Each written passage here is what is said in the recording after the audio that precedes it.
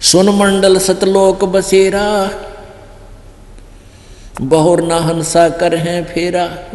सतलोक में, सुन मंडल में सतलोक है, सबसे लास्ट पॉइंट ऊपर, वो 3-4 लोक है, और उसमें सुन मंडल सतलोक बसेरा। और वहाँ जाने के बाद बहुर ने हंसा कर हैं फेरा, फिर वो लौटकर संसार में कभी नहीं आते। गीता जी अध्याय नंबर 15 के श्लोक नंबर 1 से 4 में जो आपने पढ़ा, तत्वदर्शी संत की पहचान बताई और फिर कहा कि उसके पश्चात उस परम पद की खोज करनी चाहिए, जल जाने के बाद प्राणी फिर लौट कर संसार में नहीं आते। और जिस परमेश्वर ने सारे ब्रह्मांडों की रचना की है वही पूजा के योग्य है, नथिंग एल्स। तो यहाँ उस सच्चिदानंद घन की वाणी में ये स्पष्ट है, सुन मंडल सतलोक बसेरा। सुन मंडल, सुन मन ऊपर, और वहाँ पर सतलोक एक स्थान है, बसेरा है, रहने की जगह है। बसेरा माने रहने का स्थान। और बहुर न हंसा कर है फेरा, वहाँ जाने के बाद वापस यहाँ फिर कर नहीं आते।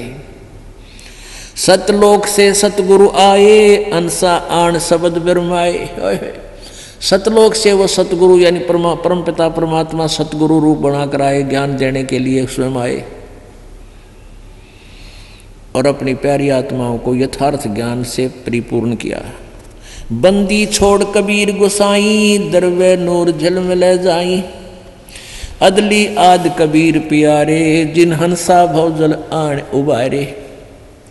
लख 84 बंधन तोड़े, अनुरागी से चश्मा जोड़े।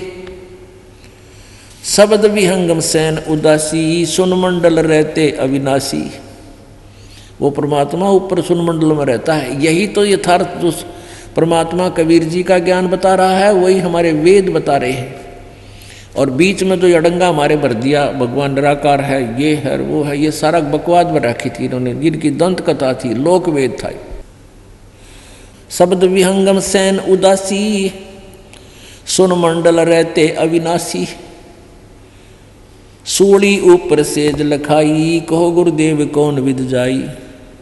तख्त हजूरी चाकर लाए, सतगुरु सत के दाग दगाए। सपत अंड पर धाम हमारा, जहां ओहंग सोहंग नहीं पसारा। जहां ब्रह्मा विष्णु वेद न बाणी, शेष महेश गणेश न जानी। जहाँ राम रहीम करीम ना कोई, अलय अलेख इसम नहीं दोई। खुद खुदाई जहाँ ना भाई, तहाँ कहो किसकी ठकुराई। नो अवतार जहाँ नहीं कोई, शब्द अतीत रहे निर्मोही। कृत्रिम ख्याल सबक नहीं बाजी, वेद पुराण ना पंडित काजी। धर अंबर नहीं पावक पानी, अगम अगोचर अकत कहानी।